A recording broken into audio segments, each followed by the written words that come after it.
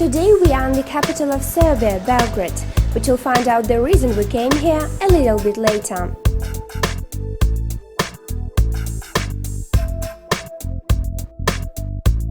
Belgrade is the largest city of the country with a population of over 1 million people.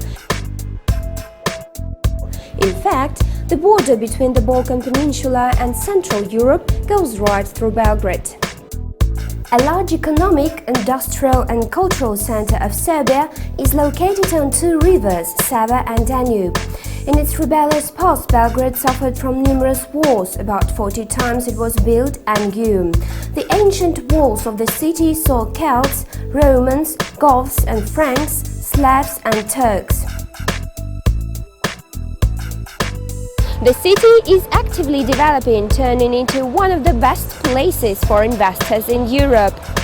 After the democratic reforms, the city attracted over 3.5 billion of foreign investments, mainly in the banking sector, in retail sales and telecommunication. Today, Belgrade is home for such international companies as Telenor, the bank's Banca Intesa, Marfin Bank, Societe Generale and Unicredit Bank.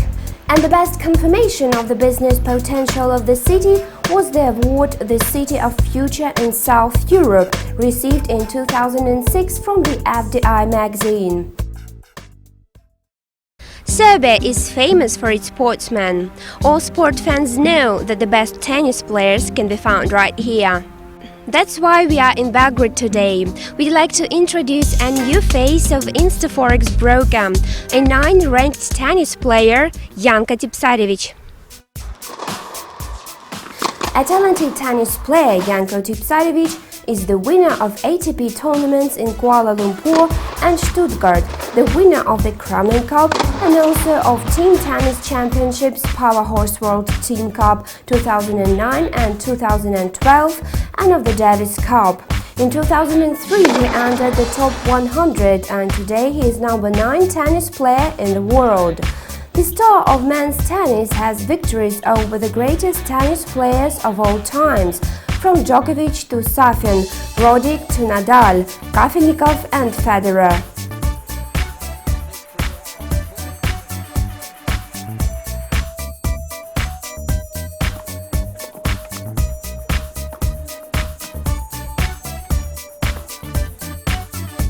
Hello, Janko. Hello. First and foremost, I'd like to mention that for all InstaForex team, it's such an honor that a member of the regular elite top 10 in tennis is the face of our company. Thank you very much. It's a big honor for me as well.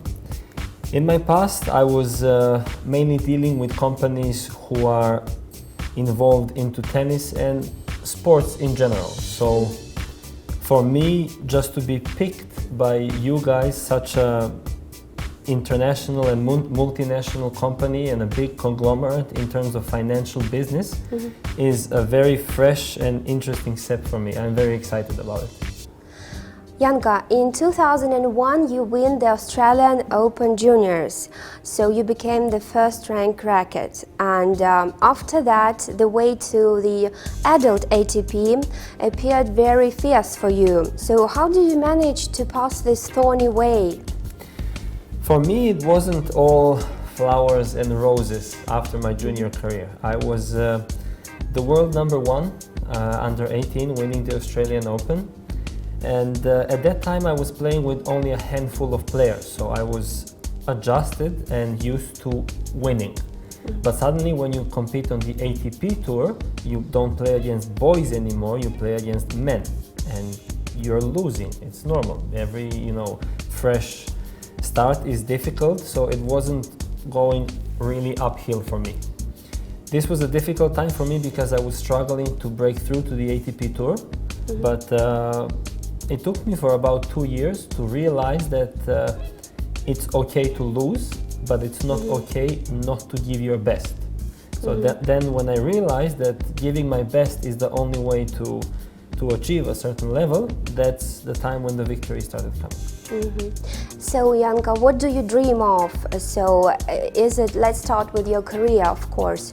Maybe you dream of breaking into the grade 4 or 5 of tennis players or something else? Honestly, I don't dream enough. I would love that especially when I was a kid, that I was dreaming more about winning tournaments and winning Grand Slams, because in my opinion, that's a very, very important step in, first of all, any childhood, and second of all, in terms of achieving your goals when you become older.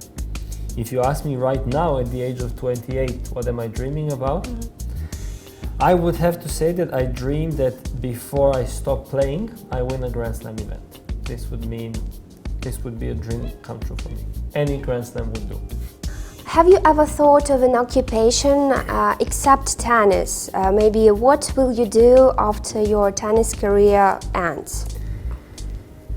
Tennis, well, by that time, we're talking about the time when I stopped playing, hopefully rather later than sooner. Tennis is and will be at that point a big part of my life. So I don't see myself being completely excluded from that part of my life. But on the other hand, I don't see myself being committed to the sport 100%, let's say being a traveling coach or something like that. I feel that, I think that at that point, this chapter of my life would be finished, and I will probably take another project, which I don't know what is going to be in 5, 6, 7, 10 years. I don't know whenever I stop. But I have a feeling that tennis will be a part of my life one way or another. You have a reputation of a tennis philosopher, as you are fond of many great thinkers like Dostoevsky, Nietzsche, Schopenhauer. So could you please tell me the phrase that most characterizes your current state of mind, maybe your motto? If we talk about one phrase that I really, really like, and I think it's been following me at least most of my tennis career, and I don't mean to sound arrogant or anything, and I will explain why. I even have a tattoo of that on my back. It's a book that Arthur Schopenhauer wrote, and it's called About a Genius, where he explains that a genius can be, I'm not saying everybody, but almost everybody. He's saying that you need to have an idea, what do you want to do, and then unwillingly, because in his opinion the will controls the human spirit and the human well-being, if you put this idea over your will for a certain period of time without being aware that you're doing so, you're becoming a genius for a very short amount of time. So, and definitely it has to do a whole lot with the love towards this sport.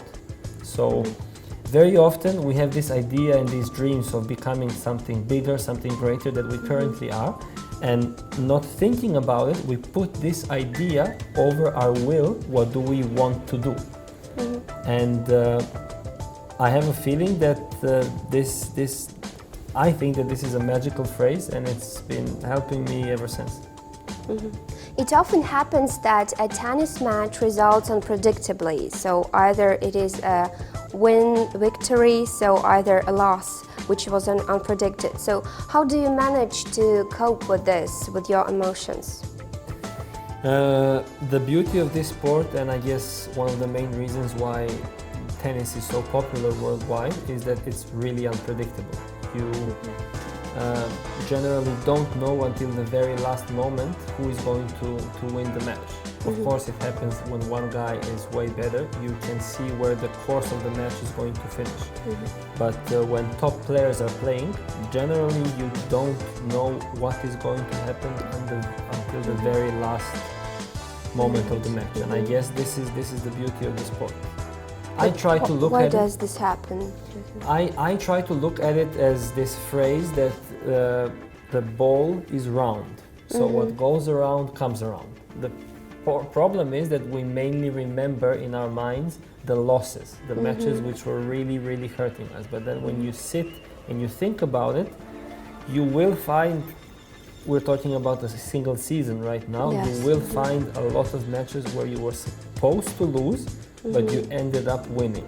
And you kind of stop thinking about that because you think it's normal. But the ones you had a chance to win and you lost, this is what really, really makes you suffer. In general, as I said, I'm thinking about it that the ball is round and what goes around eventually comes around. What would you recommend to the young tennis players who are just starting their careers? Maybe something that you did not know and you would love to know before?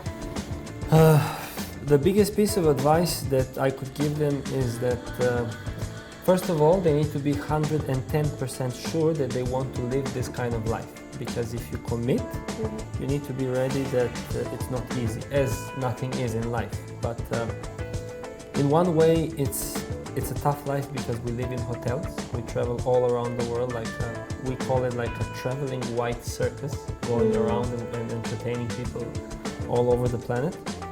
But on the other hand, it's nice because if you reach a certain level and if you're good enough, you're traveling to the most beautiful places where you would normally not have a chance to see if you were living a regular life. And the second piece of advice is that if they are ready to commit and if they decide that this is their calling, that this is the thing that they want to do until, well, the end of their careers, they need to make every day count. This is one of the most famous sentences I ever read. It's like a sports motivational quote from Muhammad Ali, who said, "Do not count the days, make the days count," which is so true. It actually elaborates and shows us how life and a tennis career is so short. And if you don't make your days count, you're not going to get where you want to be. So use every single day you have to improve yourself and improve your tennis game. This is the two pieces of advice that I can give. To get more achievements. Yes, because we all know how life is short, but you cannot imagine how short is a tennis career. I realized that, well, I realized it a long time ago, but this year I went to the Australian Open and I checked this board of winners who won the tournament in seniors and juniors, and I saw that I won the junior tournament 11 years ago, which is scary. It's really scary. You kind of think that you have all this time in the world, but you actually don't. You really don't.